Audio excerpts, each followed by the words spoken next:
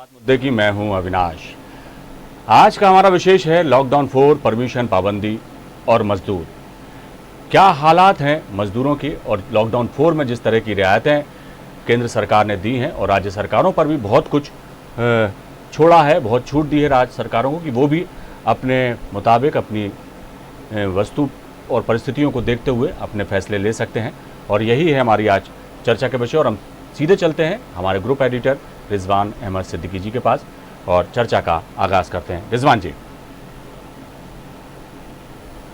बाहर निकला फोन किया आपको तो आज सब जी भी सही थी ना। आज शुरू हो गया जी रिजवान जी, लॉकडाउन का चौथा चरण है, कई परमिशनें भी दी गई हैं और पाबंदियां भी हैं, और इसी बीच मजदूरों की गृह वापसी भी है।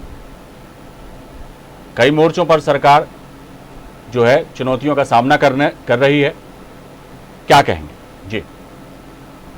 बिल्कुल है अविनाश, धन्यवाद। कई मोर्चों पर सरकार के सामने चुनौतियां हैं। सरकार ने आर्थिक पैकेज जारी किया, उसके बाद भी कई तरह के सवाल हैं। ममता बनर्जी ने 5.5% ये मिला है उन्हें, उनका आशय राज्यों से, और मजदूरों का सड़कों पर लगातार अनवरत चलते जाने का सिलसिला बना हुआ है। राज्य सरकारों के भरोसे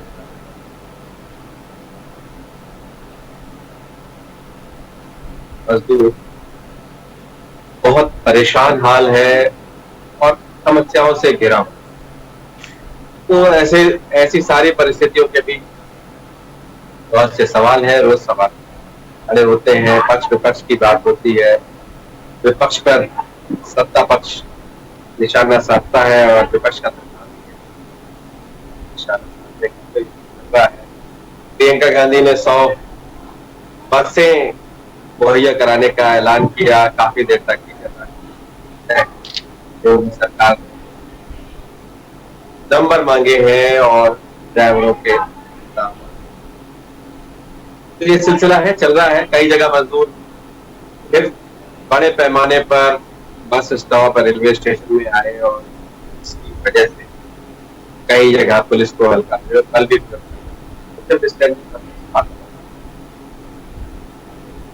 तो इसी पर चर्चा आज हम करेंगे। और हमारे साथ भारतीय जनता पार्टी से धैर्यवर्धन शर्मा, कांग्रेस से विक्रम कंपरिया और वरिष्ठ पत्रकार आशीष दुबे हैं। हमारे सभी का बहुत बहुत स्वागत। विक्रम, क्या कहेंगे आप?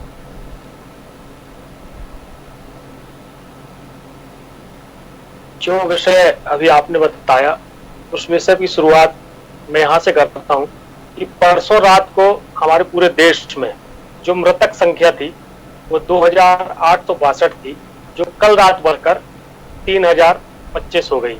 अर्थात 163 लोग एक दिन में स्वर्ग सिधार गए कोरोना से। संक्रमित संख्या जो थी वो 90,343 थी, जो बढ़कर 95,664 अर्थात 5,321 लोग एक दिन में संक्रमित हो गए। तो मध्य प्रदेश की भी बात करें तो मध्य प्रदेश में 5 लोग मृत हुए और 187 लोग संक्रमित हुए। इतने लॉकडाउन, इतनी घोषणाएं, इतनी जो बातें बड़ी बड़ी की गई, उनका ये परिणाम कि एक दिन में 5,321 लोग संक्रमित हो रहे हैं। उसके अलावा जो हम बात कर रहे हैं, हम देख रहे हैं कि जब कोरोना से लड़ने की आवश्यकता है तब हम देखते हैं कि भारतीय जनता पार्टी मध्य प्रदेश में 22 होने वाले उपचुनाव की ओर नजर है। आज कांग्रेस सरकार में चिकित्सा मंत्री रहे श्री तुलसी सिलावट जी सांवेर के लोगों को लेकर मुख्यमंत्री शिवराज सिंह चौहान, प्रदेश अध्यक्ष वी डी शर्मा के समक्ष भारतीय जनता पार्टी में शामिल हुए। जबकि अभी आवश्यकता क्या है? अभी आवश्यकता है कि प्रदेश के मार्गों में, सीमाओं में जो बेचारे मजदूर पैदल जा रहे हैं उन्हें भोजन कराने की आवश्यकता है, उन्हें पानी देने की आवश्यकता है, उनसे हमदर्दी दिखाने की आवश्यकता है। इसके उलट यदि कोरोना की बात करें तो हमें आवश्यकता है टेस्टिंग किट कमी पूरी करने की, टेस्टिंग के लिए लैबों की संख्या को ज्यादा अनुमति दिलाने की, वेंटिलेटर और पीपीई किट की कमी पूरी करने की। प्रदेश सरकार को केंद्र सरकार से इन सब विषयों पर बात कर उपलब्धता करना चाहिए, लेकिन नहीं, उनको कोरोना से मतलब नहीं, उन्हें उपचुनाव से मतलब है, उन्हें सत्ता से मतलब है। इसके अलावा हम यदि मध्य प्रदेश की बात करें तो रियायत के नाम पर लगातार धोखा जनता के साथ हो रहा है। मार्केट अभी तय नहीं कर पा रहे कि किस तरीके से खोलें, कैसी व्यवस्था करें। कर्मचारियों के वेतन भत्ते काट के उनको परेशान किया जा रहा है। बिजली का बिल जो कल तक जब कमलनाथ की सरकार थी 200-300 रुपये आ रहा था, आज विक्रम फिर मैं लौटूंगा आपके पास। जयवर्धन शर्मा, क्या कहेंगे? आंकड़े तेजी से बढ़ रहे हैं, चिंता की बात भी है, और लॉकडाउन का चौथा चरण शुरू है। तो अब राज्यों पर बहुत कुछ निर्भर करता है। पहले राज्यों से सलाह नहीं ली गई इस तरह की शिकायत, लेकिन इस बार राज्य बहुत हद तक अपनी पॉलिसी बनाएंगे और उसके एक समीक्षक की तरह रहेगा। अब वो एक समीक्षा करेगा, अगर खतरा बहुत बढ़ेगा तो फिर वो आश्चर्य। क्या कहेंगे आप? राज्यों को जो सुविधा मुहैया करानी चाहिए पर सवाल खड़े होते हैं, और अब राज्यों के सामने कांग्रेस के अधिकांश नेता घिसी पिटी बातें कर रहे हैं। ये वही बातें कर रहे हैं जो विशुद्ध राजनीति प्रेरित हैं, जिनका यथार्थ से कोई संबंध नहीं है।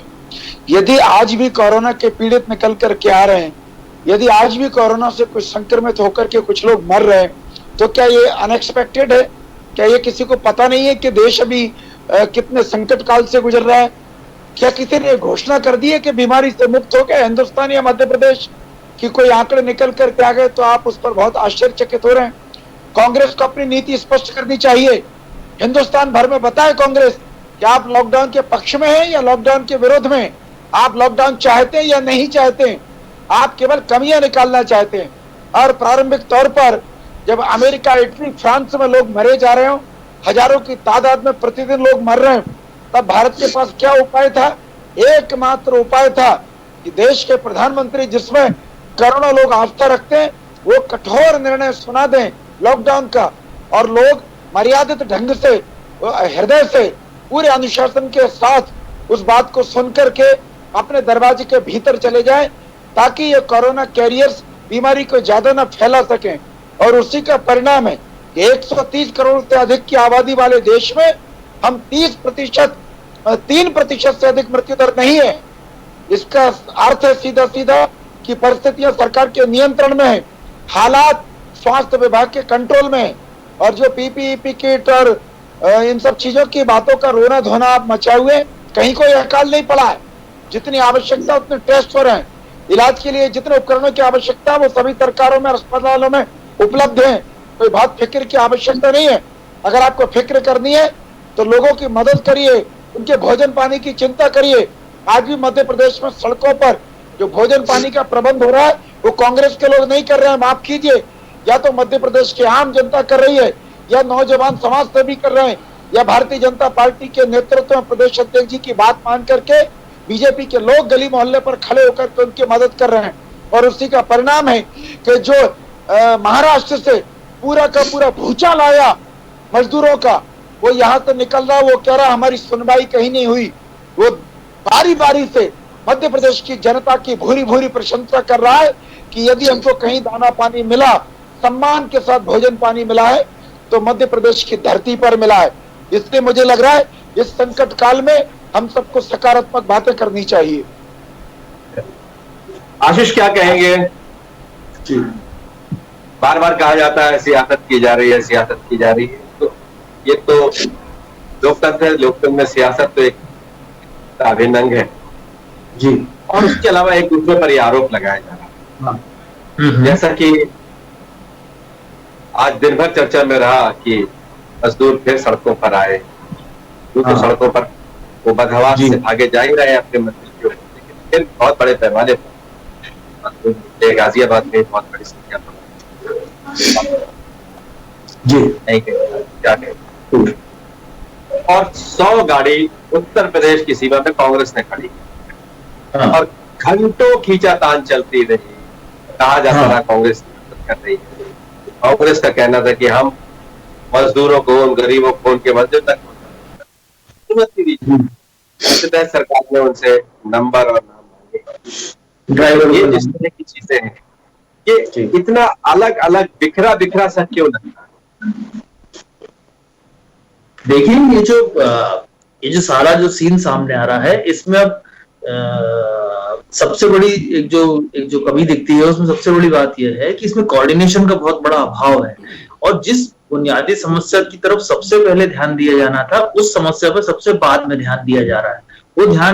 वो जो देश में जो 11 करोड़ प्रवासी मजदूर हैं और जिसमें से 3 करोड़ के लगभग मजदूरों को माना जाता है कि वो घर लौटना चाहते हैं, उसमें से सरकार कहती है कि अभी 10 से 15 लाख मजदूर घर लौटे हैं, या इससे कुछ ज्यादा भी संख्या हो सकती है। तो बाकी लोग सड़कों पे चल रहे हैं। तो ये बुनियादी समस्या थी जिसका ध्यान उसी वक्त, उसी समय उस तरह के ऑप्शन ले लिए जाते तो बीमारी का जो खतरा उस वक्त था वो कम था, इस वक्त अब ज्यादा है इस तरह की भीड़ उमड़ने से।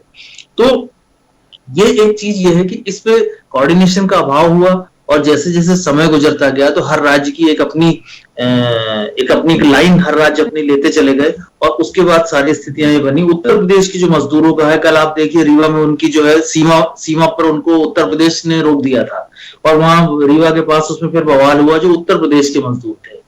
इसी तरह की चारघाट में काफी देर तक चारघाट की बात है। जी हाँ, इस तरह की बहुत सारे स्थिति है। आज गाजियाबाद में जो स्थिति बनी है वहां पे कितना बड़ा भीड़ था, यानी ये माना जाता है कितने लोग लौटना चाहते थे और जिनकी सुध अभी 5, 7, 10 दिन पहले से लेना शुरू की गई।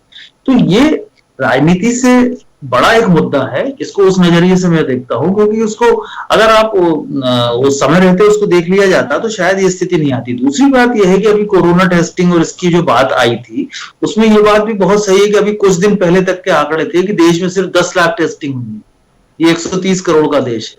तो और खुद प्रधानमंत्री ने अपने संबोधन में बात स्वीकारी थी कि हेल्थ इंफ्रास्ट्रक्चर में हम दूसरे देशों के बराबर नहीं हैं। तो ये उसमें उनके संकेत थे कि हमारी स्थिति कमजोर है इस मामले में, इसलिए लॉकडाउन को उन्होंने बार बार किया। लेकिन ये बात सही है कि टेस्टिंग के जो प्रक्रिया है जो अभी थोड़ी सी तेज हुई है, जब ये किट वगैरह ज्यादा हो गए हैं, उपलब्धता हुई है, तो अभी हुए हैं, इसलिए मरीज ज्यादा सामने आ रहे हैं। ये चीजें पहले होनी थी। तो कुछ जो बड़ी बातें थी लॉकडाउन के साथ साथ चलनी थी कि एक तो टेस्टिंग ज्यादा की जाती और दूसरा जो प्रवासी लोग थे जो जाना चाह रहे थे कहीं अपनी मर्जी से, उनके लिए विशेष ट्रेनें 25 मार्च, 26 मार्च, 28 मार्च से ही सिलसिलेवार धीरे धीरे चलाई जाती। तो ये जो अनरेस्ट पैदा हुआ है ये नहीं होता। विक्रम कंबरिया क्या कहेंगे?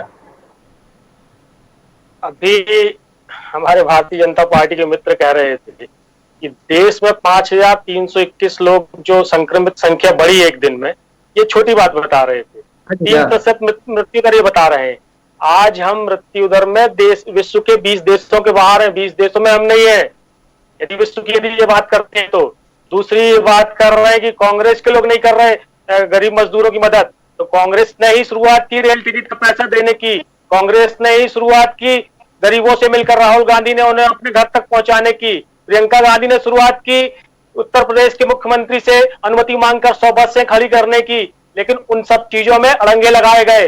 गुजरात में ट्रेनों का पैसा देने के बाद अड़ंगे लगाए गए। अभी आप देख रहे हैं, आपने खुद बताया कि किस तरह उत्तर प्रदेश में लिस्ट मांगी जा रही है। 100 बस है, एक बस में 40 लोग आएंगे, 4,000 लोग क्या कहीं एक जगह एकत्रित है क्या? ये प्रदेश सरकार की जवाबदारी होती है कि यदि 100 बस कांग्रेस तैयार कर रही है, दे रही है, तो उन लोगों पे कौन लोग बैठ के जा रहे हैं उसकी लिस्ट बनाना सरकार का काम है, हमारा काम नहीं है। काम उपलब्धता करने का है ना, सरकार काम भी सरकार का होना चाहिए। सरकार नहीं कर रही, उसके बाद सरकार उनकी लिस्ट नहीं मांग रही है। सरकार उनकी लिस्ट नहीं मांग रही है, सरकार मांग रही है वाहन चालकों की और उसके स्टाफ की और गाड़ियों के नंबर। नहीं, मुझे लग रहा है ये अधूरी जानकारी से जवाब दिया आपने। देखिए ये मेला नहीं है। मैं आपके पास ये विक्रम से एक सवाल खड़े कर रहे थे दयावर्धन कि मध्य प्रदेश में समाज सेवी काम कर रहे हैं या फिर उनकी पार्टी के लोग कर रहे हैं, कांग्रेस के लोग क्या कर रहे हैं? एक सवाल। यही इसी सवाल का मैंने पहले जवाब दिया कि कांग्रेस ने ही शुरुआत की। रेल टिकट का पैसा देने की घोषणा कांग्रेस ने ही शुरू की। उसके अलावा हमारे प्रत्येक जिले में हमारे कांग्रेस के पदाधिकारी और कार्यकर्ताओं ने शुरुआत की लोगों को भोजन उपलब्ध कराने की। लेकिन अभी राजनीति का समय नहीं है। हम उसको कहते हैं कि वो समाज सेवी कर रहे हैं, लेकिन ये कहना कि समाज सेवी वो भारतीय जनता पार्टी के लोग कर रहे हैं, राजनीति आप कर रहे हैं। हम राजनीति की बात नहीं कर रहे, हम बात कर रहे हैं अभी कोरोना संकट में किस तरह से बीमारी को रोका जाए।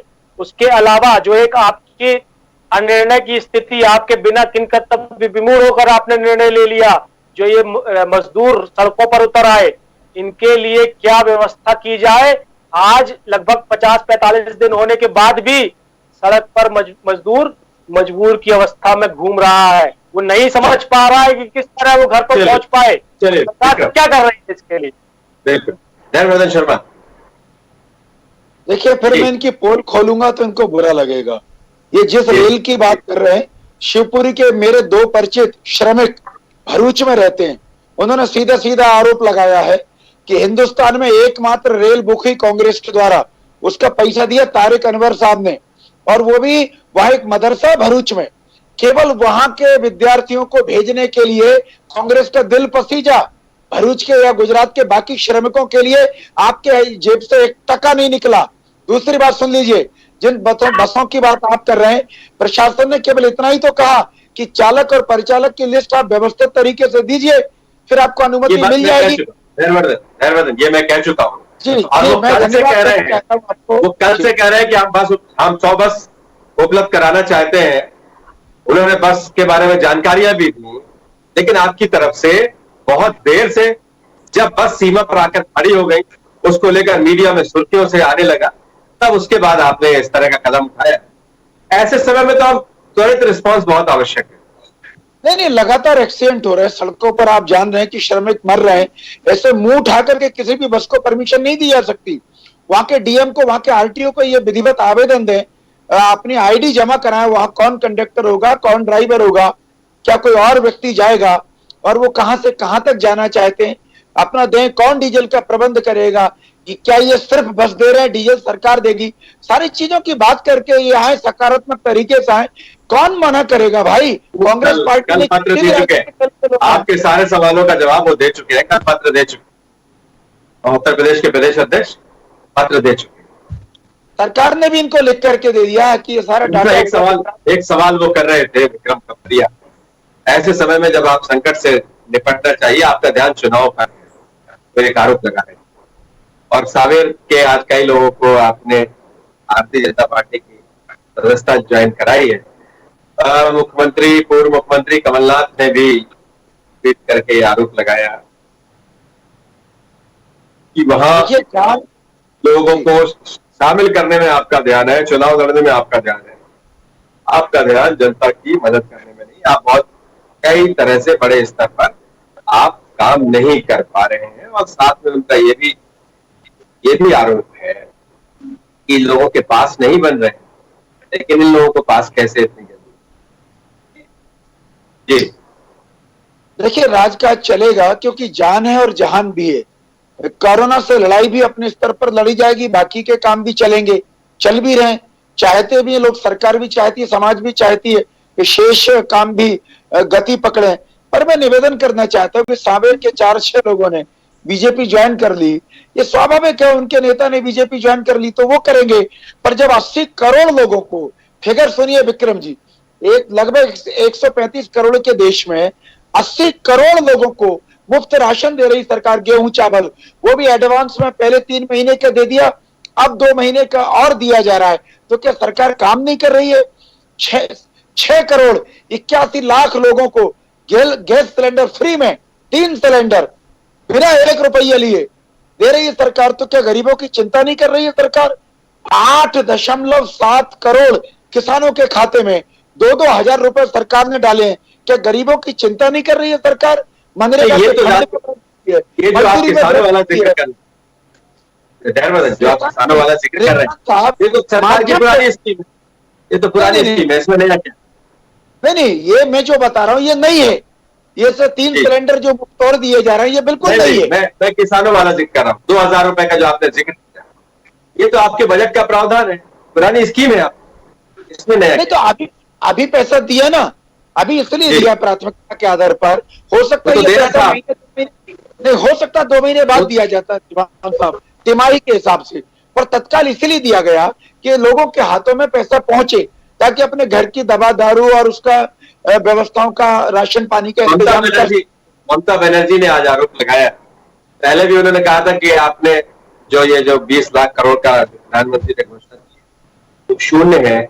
आज उन्होंने कहा 0.5% ही उनके हिस्से आया है, बाकी लोगों को क्या दिया ये समझ में नहीं आया। ये लोगों के लिए नहीं है, किन्हीं और के लिए। रिजवान साहब, 3 सरकारें खलनायक बनकर के उभरी है हिंदुस्तान में। एक पश्चिम बंगाल की, एक दिल्ली की और एक महाराष्ट्र की।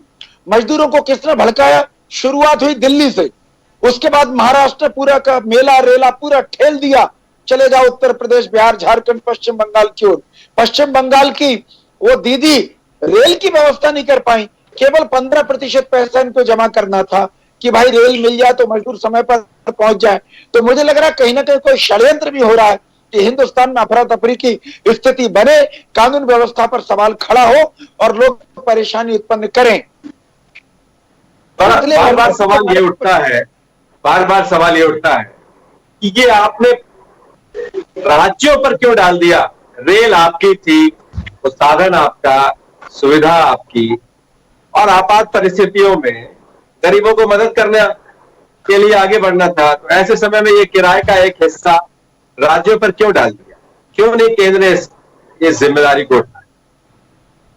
बहुत अच्छा सवाल है आपका रिजवान साहब। ये 5वीं 6वीं बार बैठे थे मुख्यमंत्री, इन मुख्यमंत्रियों को मुंह में दही नहीं जम गया था। पहली दूसरी बार बैठे तब ये बोलते कि केंद्र सरकार को अपने खर्चे पर रेल देना चाहिए, चूंकि यह संघीय व्यवस्था है। इतनी सारी रकम चाहे योजना के माध्यम से दी जा रही हो, चाहे एसडीआरएफ के माध्यम से दी गई हो, तो यदि 15% की रकम का अंशदान ले लिया तो कोई गलत काम नहीं किया। इसके बावजूद यदि ये केंद्र सरकार को निवेदन करते कि हमें अमुक रेलगाड़ियां अमुक गंतव्य स्थानों के लिए चाहिए और पूरा का पूरा केंद्र सरकार वहन करे, तो मुझे लग रहा है कि इसमें भी कोई आपत्ति नहीं थी, केंद्र सरकार वहन करती। पर समय रहते इनको अपने साथ रखनी चाहिए। ये ऐसी नीति ही क्यों बनाने पर? मांगा तो बहुत लोगों ने बहुत कुछ होगा, लेकिन ये ऐसी नीति बनाने की क्यों जरूरत आन पड़ी? और दूसरा एक सवाल और ये है कि मजदूर बहुत बड़े पैमाने पर अभी भी कोई नीति, कोई रीति बनाया है, और मजदूरों के लिए क्या कर रही है सरकार? अभी डायरेक्ट उनको कुछ उनके खातों में पैसे देना या उनको कुछ और या कर्जा बना। मैंने निवेदन किया कि सरकार और मजदूरों की चिंता ये कर रही कि वो व्यवस्थित तरीके से पहले घर पहुंचे। उनको 5 महीने का राशन एडवांस उनके घर पर उपलब्ध है, 3 महीने का पहले दिया है, 2 महीने का सरकार ने और प्रावधान कर दिया है। वह मनरेगा के फंड में वृद्धि कर दी गई है, जाकर के तालाबों का गहरीकरण करें, कुछ काम धाम करेंगे, मजदूरी बढ़कर के मिलेगी, क्योंकि सरकार चाहती है कि लोग आत्मनिर्भर बने।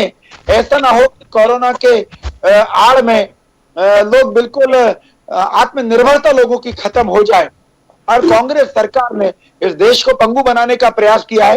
भारतीय जनता पार्टी ने उसके उलट इतनी बड़ी रकम का जो प्रावधान किया है वो इसीलिए किया है कि मजदूरों का उद्योग धंधा खत्म ना हो। मजदूर जहां काम कर रहे थे उनको वापस उनके पैरों पर खड़ा किया जाए, उनको फिर से तनख्वाह वेतन मिलने लगे, और वो यदि कोई हुनर सीख करके आए तो अपने क्षेत्र में वो काम करें। क्या कहेंगे विक्रम कंपरिया? संक्षिप्त में कहिएगा, कोई नए सवाल मत खड़े कीजिएगा, अब इनके सवाल पर ही जवाब। मैं सीधी बात करना चाहता हूँ। आज देश को आवश्यकता है, जो गरीब और मजदूर सड़कों पर है उनको पैसों की आवश्यकता है। हमारे नेता राहुल गांधी ने बहुत स्पष्ट मांग की है कि उनके जेबों में सरकार पैसा दे। जब बांग्लादेश जैसा देश अपने लोगों को पैसा दे सकता है तो हम पैसे क्यों नहीं दे पा रहे हैं? और ये जो आंकड़े बता रहे हैं कि इतने करोड़ नुकसान हो गया, ये हो गया और वो हो गया, यदि ये हुआ होता यदि ये हुआ होता तो आज ये स्थिति नहीं होती। ये सिर्फ आंकड़े हैं। ये आरोप लगा सिर्फ एक ट्रेन चलाई, वो भी तारिक अनवर के कहने पर। ये झूठी बातें सिर्फ करना, आज झूठी बातें नहीं की होती तो आज देश के इतने बुरे दिन नहीं होते, आज मजदूर परेशान नहीं होता। इन्होंने आरोप लगाया कि दिल्ली और मुंबई से शुरुआत हुई, तो मजदूर दिल्ली और मुंबई जाता है काम करने। दिल्ली और मुंबई का मजदूर नहीं छोटे गाँव आता, दिल्ली और मुंबई से ही निकल के बाहर आएगा। नुकसान की बात किसी ने नहीं की। जब मजदूर को देखा उनको रहने और खाने की व्यवस्था नहीं है, वे अपने घर जाके कम से कम आसरा पा पाए तो वो सड़क पर निकले। लेकिन सिर्फ झूठी बातें करना, जहां इनकी सरकारें नहीं है उन पर झूठा आरोप लगा देना, ये सब अच्छा नहीं है। अभी आवश्यकता है देश को एक बहुत, जो कोरोना से हमारा देश की अर्थव्यवस्था बिगड़ी है, अन्य और व्यवस्थाएं जो बिगड़ी है, इनको सकारात्मक रूप से मिलजुल कर, सबकी बातें मानकर, सबकी बातें सुनकर। आखिर देखिए, राहुल गांधी ने कहा कि अभिजीत बनर्जी साहब के साथ बातचीत में तथ्य निकल के आया कि देश को जीडीपी का 10% पैकेज की आवश्यकता है। सरकार ने वो बात मानी। राहुल गांधी ने कहा कि प्रदेश और जो जिलों के अधिकारी हैं ये सही ढंग से बता सकते हैं कि जोन कैसे निर्धारित हो, ये बात आखिर सरकार को माननी पड़ी। तो प्रेस कॉन्फ्रेंस वाली बात बस क्यों मान रहे हैं? आप बुलाएं, सबसे बात करें, सबके विचार है, सब बहुत जानकारी रखते हैं, सकारात्मकता के साथ सरकार को आगे बढ़ने की आवश्यकता है। आशीष क्या कहेंगे? मध्य प्रदेश में चुनाव पर भी काम शुरू हो गया, जुगाड़ शुरू हो गई है। कहीं बस के नाम पर सियासत है और कहीं राशन के नाम पर, और राज्य सरकारें कह रही हैं, खासतौर से ममता बनर्जी जैसे मुखर होकर कह रहे हैं कि उनके हिस्से कुछ नहीं आया इस पैकेज। आप क्या कहेंगे? देखिए, ये दुर्भाग्यपूर्ण है क्योंकि अब ये सियासत का समय नहीं होने के बावजूद भी इस तरह की सियासत शुरू हो गई है। और ये जहां तक मध्य प्रदेश के संदर्भ में हम बात करेंगे तो मध्य प्रदेश में अभी कोरोना से निपटने के लिए सरकार के पास एक सूत्रीय एजेंडा तो है ही, लेकिन सरकार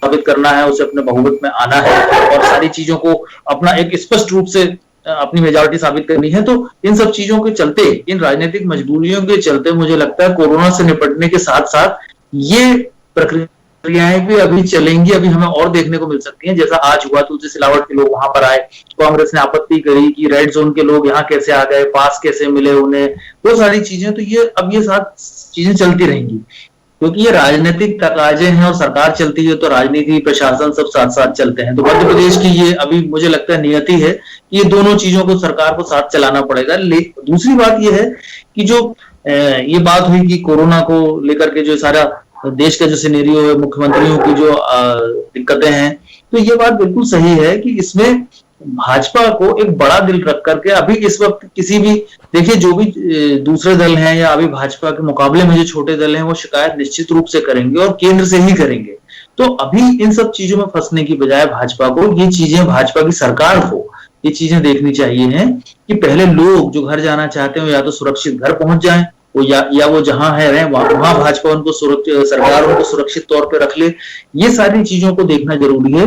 दूसरी बात है पैकेज और इसकी जो उपलब्धियों की बात आ रही है, ये उपलब्धियां और इसका जो फायदा है वो लोगों को तब मिलेगा, अधिकांश लोगों को, जब एक लॉकडाउन खत्म होगा, दूसरा जब ये जो लाखों लोग जो सड़कों पे इस समय भूखे और बेबसी में चल रहे हैं, जब वो अपने घर पहुंचेंगे, उसके बाद वो अपनी वहां के जो दावे हैं, वहां के जो कागजात हैं वो साबित करेंगे, बहुत सारी चीजें होंगी, उसके बाद उन्हें इन चीजों का लाभ मिलेगा। मनरेगा का जो लाभ मिलना है वो जो अभी गांव में है उन्हें मिलेगा। जो अतिरिक्त लोग हैं जो अभी गांव, शहरों से गांव की तरफ जा रहे हैं, जब वो गांव पहुंच जाएंगे, घर पहुंच जाएंगे तो मिलेगा। तो अभी सबसे पहले ये देखना चाहिए सरकार को, मुझे ऐसा लगता है कि जो लोग परेशान हैं पहले उनके पास उनको फौरी राहत मिल जाए, उसके बाद ये बड़े पैकेज हैं, ये तो एक अनवरत प्रक्रिया है और अभी इसको बहुत लंबे समय तक चलाना पड़ेगा। तो उसके लिए सरकार के पास वक्त है और सरकार उसमें कुछ करेगी भी, लेकिन तात्कालिक रूप से उन लोगों को पहचान के तत्काल मदद दे दी जाए तो मुझे लगता है कि एक बहुत बड़ा जो पैनिक बन रहा है वो कम होगा। बिल्कुल।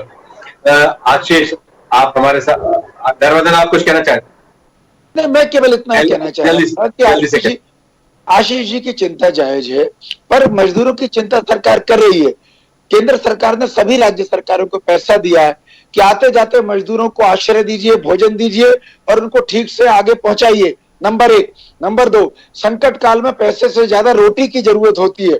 उन मजदूरों के लिए सरकार ने उनके घरों पे एडवांस राशन पहुंचा दिया है। वो राशन भी आखिर पैसे से उनके घर में राशन पहुंचेगा। अगर नगद पैसा दिया जाता तो कुछ लोग उसको जुआ सट्टा शराब में खर्च कर सकते थे। जो सड़क पर है उनके सवारी भी उपलब्ध नहीं हो पाई, वो भोजन कहाँ उनको पहुंचेगा, इसलिए कि तो अभी अपने घर ही नहीं पहुंचे। अभी तो वो लिस्टेड ही नहीं है। बहुत बड़ी संख्या में लोग सड़कों पर हैं और बहुत ढेर सारे सवाल हैं। राज्य सरकारें ठीक से नहीं कर रही, केंद्र सरकार ठीक नहीं कर रही, केंद्र ने जल्दबाजी में निर्णय ले लिया या राज्य सरकारें उसके साथ रेपो नहीं बैठा पाई, ऐसे बहुत ढेर सारे सवाल उठते रहेंगे। आप सभी मेरे साथ जुड़े, आपका बहुत बहुत धन्यवाद। तो अविनाश, बस सवाल यही है कि मजदूर अभी भी सड़कों पर है, भटक रहा है, कई जगह धक्का मुक्की हो रही है, कई जगह वो खुद भी लूटपाट कर रहा है और कई जगह पुलिस से उसका सीधे टकराव हो रहा है। और आज भी एक पुलिस के लाठीचार्ज करनी पड़ी गुजरात में। और इस तरह से लगातार देश भर में बहुत बड़े पैमाने पर लोग सोशल डिस्टेंसिंग को ऐसा बताकर सड़कों पर है। वो उनकी अपनी मजबूरी भी है, सरकारें शायद उन्हें वो विश्वास नहीं दिला पाई और उनकी अपनी परेशानियां हैं। उनको संकट के समय सबको अपना घर याद आता है, अपना परिवार याद आता है। शायद इसीलिए वो अधीर हुए। 1000 से भी अधिक किलोमीटर का वो पैदल ही सफर तय करने को लोग निकल पड़े हैं। तो आप देखिए, ये एक समस्या है, लेकिन इसको जल्द से जल्द एड्रेस किया जाए। और जिस तरह से जांच हो रही, जांच होना भी बेहद जरूरी है, इलाज होना भी बेहद जरूरी है। इसलिए कि अब संख्या बढ़ती जा रही है, हम 1 लाख के आसपास पहुंचने की आशंका है। तो अब हमारी चिंता बढ़ेगी और जैसे जैसे लॉकडाउन में शिथिल किया जाना शुरू होगा, हो भी रहा है, और उसके साथ साथ जैसे जैसे ये समय बढ़ेगा, लोग अपने अपने घरों पर पहुंचेंगे, जाहिर उनमें से बहुत से लोग संक्रमित होने की आशंका है, उनमें से बहुत से, तो ये खतरा बहुत बढ़ेगा। जी बिल्कुल सही कहा आपने। आने वाले समय में अब चुनौतियां भी बहुत हैं, देखना होगा कि सरकार किस तरह से इन चुनौतियों से निपटती है और किस तरह से राहत मिल पाती है लोगों को। फिलहाल चर्चा में इतना ही। कल फिर हम मिलेंगे बात मुद्दे की प्रोग्राम लेकर और किसी नए मुद्दे पर फिर हम चर्चा करेंगे अपने खास मेहमानों के साथ। फिलहाल दीजिए इजाज़त, बने रहिए आप हमारे साथ।